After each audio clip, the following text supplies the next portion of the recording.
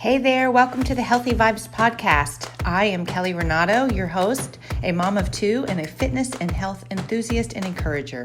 I'm on a mission to help moms feel good about themselves, find time for themselves, and get their strength back so that every single day they can show up how they want to. I know what it's like to feel overwhelmed, unhealthy as a mom, anxious, worn out, and never enough. That is why I want to share with you every single week simple choices that have helped me to feel more confident and content. Each week I'll bring you a short dose of inspiration for you and your family, empowering you to show up for yourself, love who you are, and encouraging you to become more intentional every day with your choices so that you can feel stronger, more confident, and fulfilled. Are you ready to truly love who you are? Get out of that rat race, know that you're enough, and follow the path that you want to? It's time to nurture your mind, body, and soul. You get to make this choice every single day, and I want to help you. Let's start today. You ready? Here we go. Hey there, and welcome to the Healthy Vibes podcast. This is Kelly Renato, and I am so thankful you are here. Thank you for stopping by, and I hope today that I can give you a short burst of encouragement to take you throughout your week. I've been talking a lot about self-care, and lately I've been talking a lot about what you need to say no to for self-care. And I just want you to stop for a minute because we talk a lot about how we should do more of this. We need to exercise, eat right, positive self-talk, pray, get out in nature, fresh air, quiet time. We talk about do, which is so good.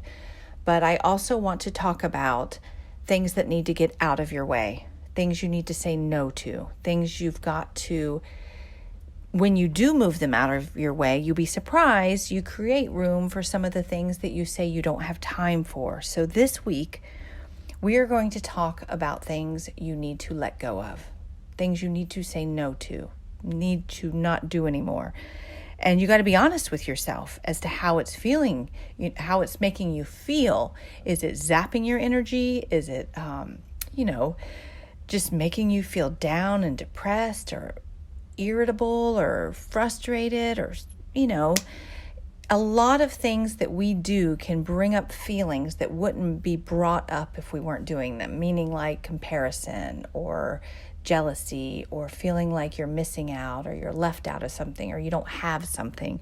So let's pay attention this week and, boundaries are a big part of this, and boundaries are for yourself and things that you're doing in your life and things that you have to be careful with. And this week, I want you to become aware. And awareness, I keep bringing up, the more we're aware and the more we pay attention, which I always give you a challenge each week. And this is a challenge for you to pay attention to this week and start focusing on and being more aware. Because the more aware you are of what's affecting your energy, what choices you're making, the better you can get to that other side of strengthening all of these little self-care muscles so that you feel better. It's definitely daily work. Everything we do for self-care are things we have to do every single day. But the more often we do them, the longer we do them, the better we get at doing them, the better we become at fitting them in our life and saying no to things and getting off of social media when we realize it's starting to suck our energy. Because I'm to the point where I can immediately feel if I go on and I feel my energy start going down, I just get off. And I'm okay where I used to couldn't do that. And I'm okay staying off for several days if I need to, or even longer. It doesn't bother me because I'm so aware of how it makes me feel. And there's several things that I feel that way with now, which I never used to notice because I just wasn't aware. I didn't pay attention. I just went about my day. And now I really notice. I used to be a big news watcher. And now I can check in with the news, but I notice if I watch it too much, it starts, making my head spin or making me feel anxious or making me feel unsure about what's going on. And the news doesn't always tell us honestly, accurately what's going on. So we have to do our own research. If something starts to make me nervous or unsure, I research it or I ask someone that I know might know someone that really knows what's going on. So news can do this to us. Just engaging in, and this can be with social media and this world we live in, of engaging in, arguments with people over, I feel this, you feel that. I mean, that's going to drain your energy. Even on social media, if I see other people going back and forth, it starts draining my energy because I get frustrated seeing what they're going back and forth about. So I know that about myself. Some people that might not bother at all, but I know now that bothers me. So social media is huge for me. I like it, but I know when I've had too much. I know that when I shouldn't go on. Same with news. All of these apps now where you can see what people are talking about. It's not just Facebook, Instagram, Twitter. There's, Nextdoor, there's Snapchat. There's so many of them. And being aware of this for yourself helps you educate your kids on this too as they grow up in this, and how it affects them. Because there's a lot of safety issues, but there's a lot of self-confidence issues, a lot of self-esteem issues, and how it affects your energy, how it depletes you, how it makes you feel. And making them become aware of it is you teaching them life skills that they need in this day and age. Other things you need to say no to are complaining. The more we complain, the worse we feel. Blaming, and these are two big ones I talk to my kids about. If your first response to anything is an excuse, blaming someone else, or telling me the reason why, you're just sucking your energy dry. You really are, because you're looking for any other reason other than what's right in front of you, or any other reason than maybe fixing or making this better. And I feel that that's the solution to connecting with our kids and connecting with our family, is when we're able to not immediately say, well, I wouldn't have done that if you didn't this. Well, I was in a good mood till you put me in a bad mood. It's the being open to not continuing to go down that road. And it's hard, because I do this, once you have a teenager, older kids, it's hard. They go there. All kids do. But I'm still working on it. I am. And so when we start going down that road, sometimes I get in on it and I slowly back myself out. Or on my good days, I do walk away, or I say, hey, let's talk about this later. Or I just say, hey, let's move on. There's no point in this. And I think that's grace, that's forgiveness, and that's also our energy tank, just like I'm talking about now.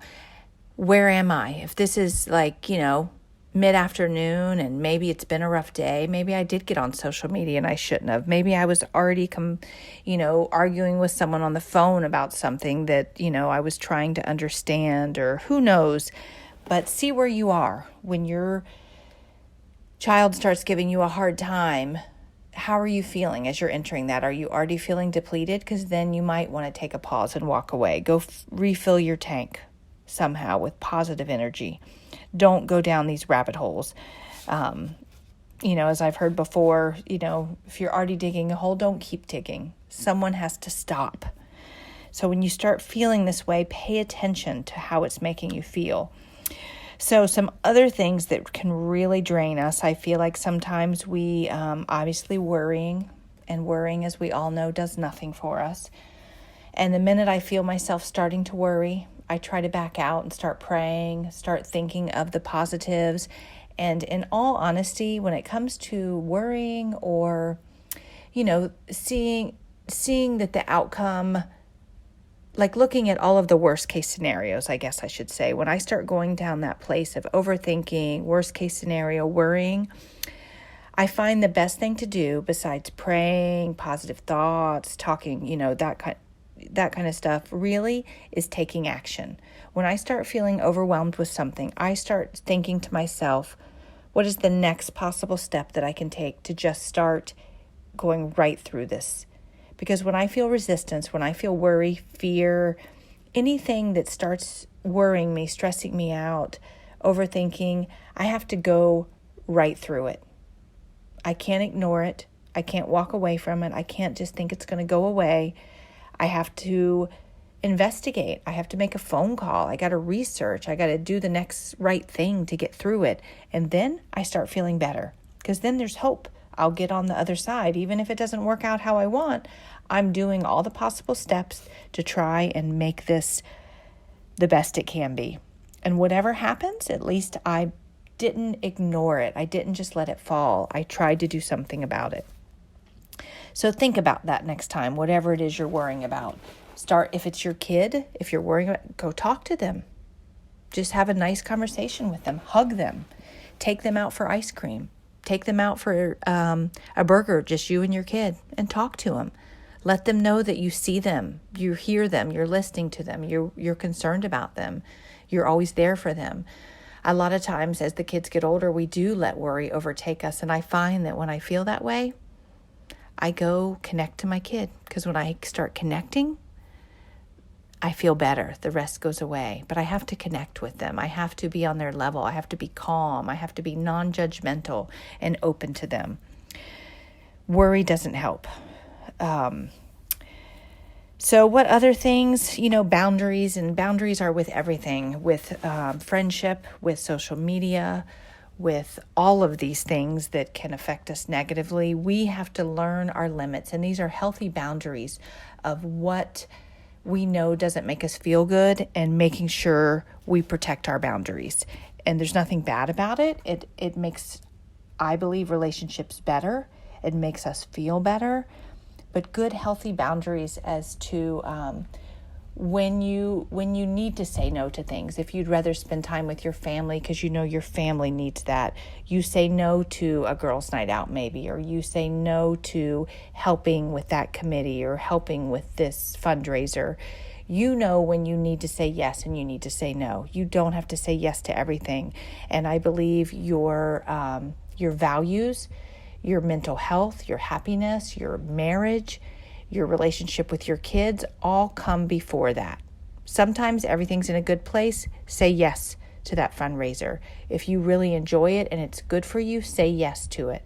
But if your kid is going through something tough, your marriage is struggling, you're not feeling good these days, unless that's going to bring your family together and you're all doing it together, say no to that, because right now your energy is needed here. So know when to say yes and when to say no. Do not say yes to something that you're already resenting. You know you don't have time for. You don't want to do it at all, unless it's something you have to, like something with your mom and you have to take her to a surgery, but you don't have to say yes to all volunteer opportunities, all, fundraising at the school or all girls' night outs. You get to choose. And the first time you say no to something, it'll get easier. It's hard in the beginning, but this is for you. And the people that love you, the people that care about you, will absolutely understand. I promise. So I want you to think this week. I want you to become more aware of things you should say no to and less to, and how that can open up your time and give you space in your mind and space in your self-care so that you can do the things that make you feel good. And I want you to pay attention this week to what depletes you a little bit. When you start feeling bad, I want you to start thinking, what brought me here? Was it that TV show I just watched? Was it social media? Was it the person I just talked to on the phone? That, maybe they complain. Maybe they make you feel bad. Maybe they question all your parenting choices and it just makes you not feel good. Maybe it's a friend that talks about your other friend. You get off the phone and it makes you feel crappy because you didn't want to hear, them talk about someone else. So think about it. And I want you to say no to those things. You don't have to listen to that person vent all the time if it's not making you feel good. If you're not in a good place, maybe that's not what you need to hear. So know what you need to say no to for self-care, because self-care is just as much about saying no as it is about doing all those things. And that's your job this week. Find something that you know you need to say no to. So that's it. Thank you for being here. I look forward to next time, and take care. Have a great week. Bye-bye. I appreciate you sharing this time with me today. I am grateful you are here. And if you have anyone that you feel could also benefit from this encouragement, please share it with them today. You can also add a quick review on iTunes, which would mean the world to me and help me just to make this better for each and every one of you out there. I will be here each week, so please be sure to subscribe to the podcast or join me at kellyrenato.com to get the latest episode and more tools to help you on your journey to feel your best and enjoy every single day exactly where you are. I would love to have you join my journey, and let's all add good, healthy vibes anywhere we can every single day. Enjoy your week and embrace the season you're in, and I look forward to next week. Take care. Bye-bye.